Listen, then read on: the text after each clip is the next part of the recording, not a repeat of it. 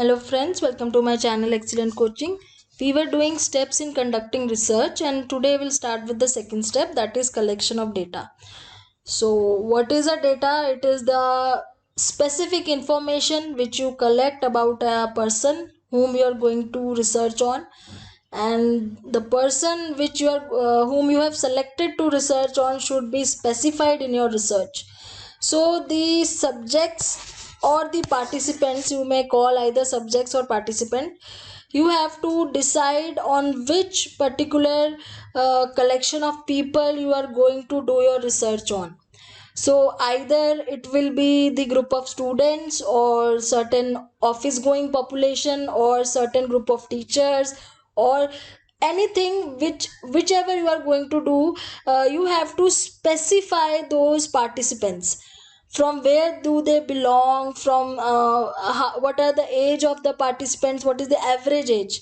Not exactly you have to choose the specific age, but you can also mention the average ages of the participant. So name is not necessary. I may tell you, the name of the participant is generally not necessary because name does not affect your study anyways if it is not related to something religion or that thing. But instead of that, age, occupation and the area where they are living, there are certain different kinds of data which I'll tell you in my different video. So you have to specify what kind of participants and which group of people are you going to research on. That will be called your sampling group, right? And that you have to select randomly. Obviously you cannot choose certain people who will give you the desired answer that you want, so you will have to select random people.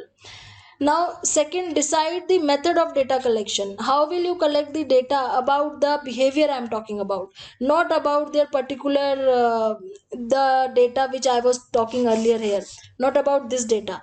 I am talking about data which you are going to research on, the behavior which you are going to research on. So are you going to observe those people? Are you going to call them to a lab and do certain kind of experiments?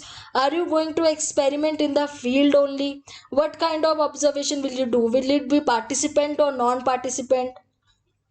Are you going to do a case study on your samples? So you have to decide what type of this method will you use to collect the data about that behavior which you are going to research on. I am taking an example of the behavior which I talked about in my last video. Suppose I am facing a problem of aggression in children, and I had formed my hypothesis that long exposure to TV causes people to become aggressive in nature, children. Now I have collected my sample. I have chosen the children living in certain areas of maybe urban area children, and certain age group I have chosen, from starting from preschooler to school going. I have chosen certain I have selected certain people, certain children who belong to that particular age group, and I have collected all their personal information. Now I am going to observe how much amount of hours they spend on watching TV, and what how it affects their behavior. So which method am I going to use? Am I going to observe them watching TV? Am I going to call them in a lab and I'll make them watch TV and then I'll see how they react? Or am I going to do certain I'm using certain something else as my method? So you have to specify which method are you going to use. Third is, you have to decide on the tools for data collection. What are the tools? Suppose if you are taking interview of certain people, you are taking interviews of children, you are asking them some question, so you will have to use certain kind of an interview schedule. So that interview schedule is your tool. Maybe you will use some psychological test on them or projective test. So those projective tests are your tools. If you are going to ask them themselves, you are asking them to report about their behavior, then you are using self report tool.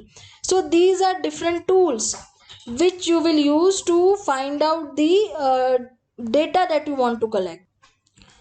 And after that, what you will do is, after collecting the data, you will again go to your hypothesis which you had formed earlier, and you will try to verify your hypothesis. On what basis are you going to check your hypothesis? On the basis of the data that you have observed or you have collected through your experiment or observation or case study, whatever method you have used. So this is how you will collect the data. So next step we'll discuss in the next video. Thanks for watching.